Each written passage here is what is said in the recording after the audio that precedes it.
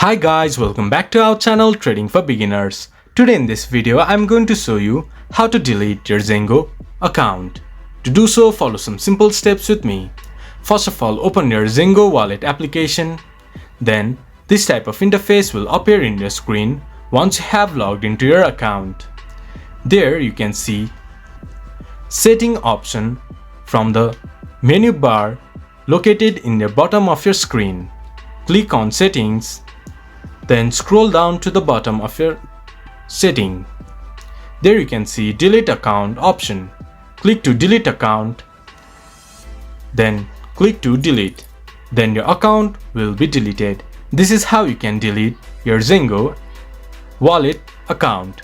This much for today's video. If you guys find our video helpful, please leave a like and comment. And do not forget to subscribe our channel and hit the bell icon. I'll see you guys again in our next video. Thank you for watching.